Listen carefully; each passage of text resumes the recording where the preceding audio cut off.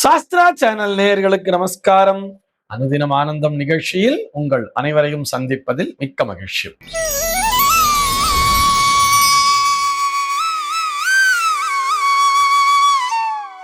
இன்று 20/2/2026 இந்த நாள் குறித்து பஞ்சாங்கம் என்ன சொல்றதுன்னு பார்க்கலாம்.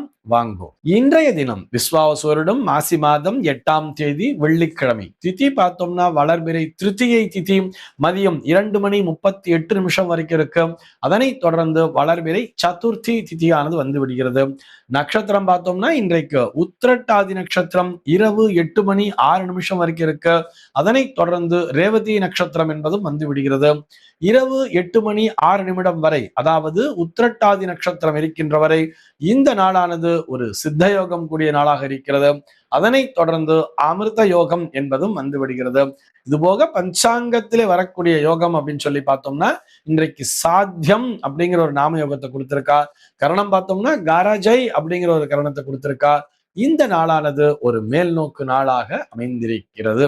சென்னையை பொறுத்தவரை இன்றைய தினத்தினுடைய சூரிய உதயம் என்பது காலை 6:32 சூரிய அஸ்தமனம் என்பது மாலை 6:12 சந்திர உதயம் என்பது காலை 8:22 சந்திர அஸ்தமனம் என்பது இரவு 8:52 சம்பவிக்கிறது. பிரம்ம முகூர்த்தம் பார்த்தோம்னா நாளைய தினம் அதிகாலை 4:53 முதல் காலை 6:32 வரையில் நீடித்திருக்கிறது. சென்னையை பொறுத்தவரை இன்றைய தினத்தினுடைய ராகு காலம் என்பது பகல் 10:55 முதல் மதியம் 12:22 வரையிலும், யமகண்டம் என்பது மதியம் 3:17 முதல் மாலை 4:44 வரையிலும், குளிகை காலம் என்பது காலை 8 முதல் 9:27 வரையிலும் சம்பவிக்கிறது. தினாந்தம் பார்த்தோம்னா இன்றைய தினம் இரவு 1:54 கொடுத்திருக்கா. சூலம் பார்த்தோம்னா இன்றைக்கு மேற்கே சூலம் பகல் 11:12 வரையில் அந்த சூல தோஷம் என்பது உண்டு.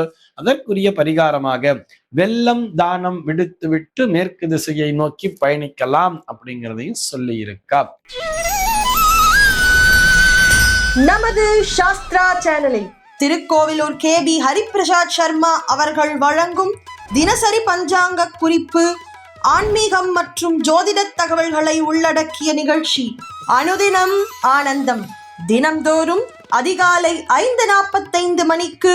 இத்துடன் திங்கட்கிழமை தோறும் உபன்யாச நிகழ்ச்சி, புதன்தோறும் அறிந்த புராணமும் தெரியாத கதைகளும், வியாழந்தோறும் வேதபுரி பிரம்மஸ்ரீ H யுவராஜ சாஸ்திரிகள் வழங்கும் நீதி சாஸ்திரம், வெள்ளிக்கிழமை தோறும் அபீதாஸ்ரீ வழங்கும் ஸ்திரீ டைம் ஆகிய சிறப்பு நிகழ்ச்சிகள் உங்களுக்காக எக்ஸ்க்ளூசிவா நம்ம சாஸ்திரா சேனலில் மாலை 5 மணி முதல் ஒளிபரப்பாகிறது. மறக்காம பாருங்கோ, லைக் பண்ணுங்கோ, சப்ஸ்கிரைப் பண்ணுங்கோ, முக்கியமா உங்க ஃப்ரெண்ட்ஸ் அண்ட் ரிலேட்டிவ்ஸ் குரூப்ஸ்க்கு ஷேர் பண்ணுங்கோ.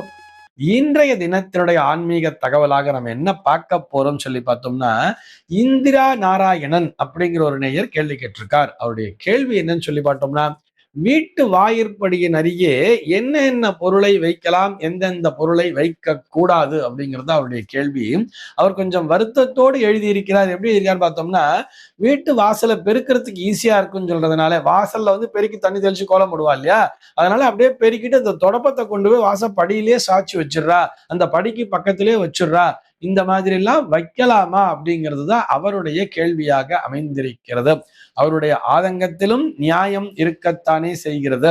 சர்வ நிச்சயமாக வீட்டினுடைய முன்பக்கத்திலே, அதாவது வாயிற்படிக்கு அருகிலே இது போன்று துடைப்பம் முறம் போன்றவற்றை வைக்க கூடாது.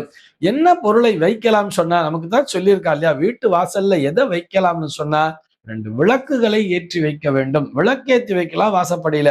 இந்த கோலமாவு, கோலம் போடுறதுக்கு ஒரு கோலமாவு பச்சரிசி மாவு தான் யூஸ் பண்றோம்னு சொன்னா அதை பக்கத்துல ஒரு ஷெல்ஃப் வச்சு கூட கோலமாவு வச்சுக்கலாமே தவிர அங்க ஒரு தொடப்பம் கொண்டு வந்து வைக்கிறது, முறம் கொண்டு வந்து வைக்கிறது அப்படிங்கிறதெல்லாம் வாயிற்படிக்கு அருகிலே வைத்து கொள்ள கூடாது.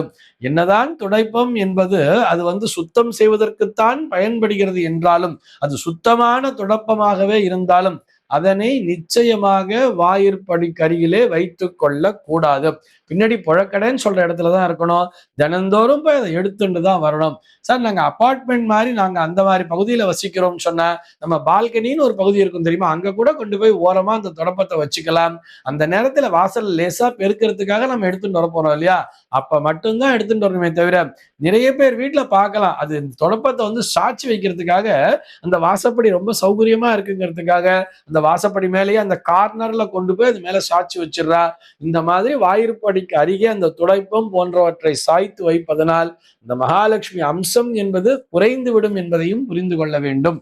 இது போக இன்னும் ஒரு சில பேர் வீட்டுல பார்த்தோம்னா இந்த வாசப்படிக்குள்ள நுழையறதுக்கு முன்னாடியே பார்த்தோம்னா வாசப்படியை ஒட்டின மாதிரியே இந்த செப்பல்ஸை விட்டுருப்பா. இந்த காலணிகள் இருக்கு இல்லையா, அது அப்படியே கொண்டு வந்து வாசல்ல போட்டிருப்பா. அது மாதிரி எல்லாம் இருக்கக்கூடாதுங்கிறதுக்காக சொல்றோம். வாயிற்படியை ஒட்டினார் போல் அந்த காலணிகளை கழற்றி விடக் கூடாது. கொஞ்சம் ஒரு 3 அடியாச்சும் தள்ளி இருக்கிற மாதிரி இருக்கணும்.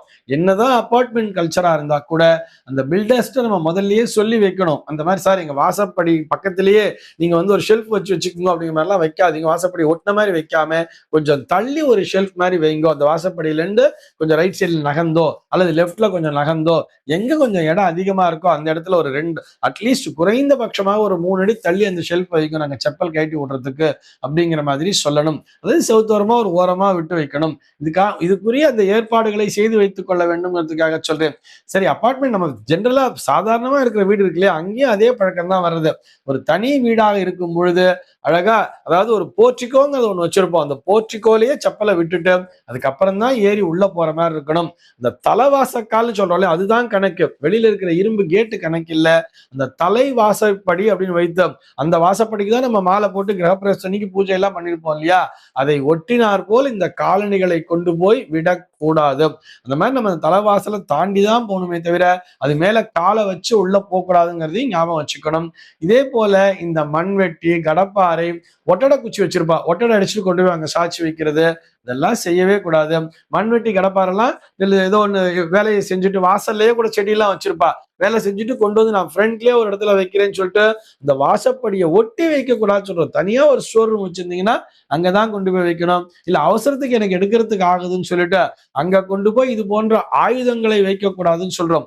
ஆயுதங்கள்னு சொன்னா ஏதோ ஒரு இப்ப கடப்பாறை ஆகட்டும், ஒரு பெரிய குச்சி ஆகட்டும், ஒரு தடி ஆகட்டும், இதெல்லாம் ஏதோ ஒரு பூச்சி அடிக்கிறதுக்காக வச்சிருப்போம், அல்லது பூச்சி மருந்து வச்சிருப்போம். அந்த பூச்சி மருந்து அடிக்கிறது, இந்த மாதிரி இது நிறைய இந்த கரப்பாம்பூச்சிலாம் அடிக்கிறதுக்கெல்லாம் மருந்து வச்சிருப்பா தெரியுமா. இதையெல்லாம் அந்த வாயிற்படியை ஒட்டினார் போல் வைக்கக்கூடாது. தலைவாயிற்படியை ஒட்டினார் போல் வைத்திருக்க கூடாது.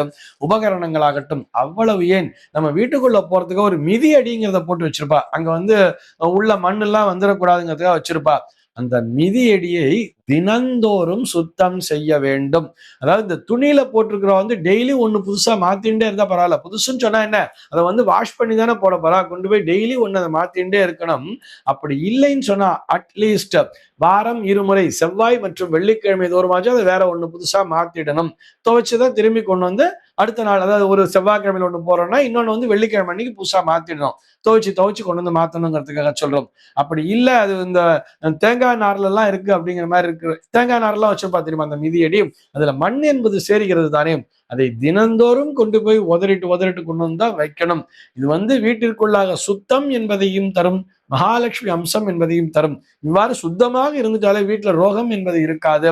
ரோகம் இல்லைன்னு சொன்னா தன்னால மகாலட்சுமி இருக்கான்னு தானே அர்த்தம். ஆக இவை எல்லாவற்றையும் புரிந்து கொள்ள வேண்டும். நம்முடைய முன்னோர்கள் நமக்கு அழகாக வழி நடத்தி விட்டு சென்றிருக்கிறார்கள்.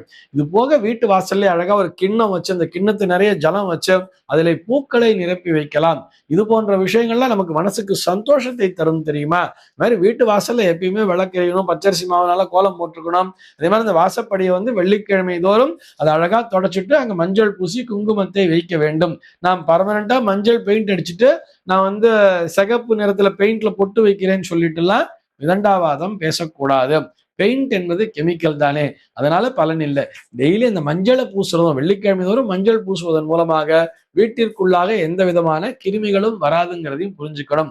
ஆக வெள்ளிதோறும் கண்டிப்பாக வாயிற்படியை பூஜை செய்ய வேண்டும் என்பதை ஒரு கடமையாகவே நாம் வைத்திருந்தால் அந்த வீட்டிலே என்றென்றும் மகாலட்சுமியானவள் வாசம் செய்து கொண்டிருப்பாள். இந்த தகவலோடு இன்றைய தினம் உங்களிடமிருந்து நான் விடைபெற்றுக் கொள்கிறேன். மீண்டும் உங்கள் அனைவரையும் நாளைய தினம் ஒரு புதிய தகவலோடு சந்திக்கிறேன். அன்பர்கள் அனைவருக்கும் அனுதினமும் ஆனந்தமாய் அமைய பிரார்த்திக்கிறேன். லைக் பண்ணுங்க, சப்ஸ்கிரைப் பண்ணுங்க, முக்கியமா உங்க ஃப்ரெண்ட்ஸ் அண்ட் ரிலேட்டிவ்ஸ் குரூப்ஸ்க்கு ஷேர் பண்ணுங்க.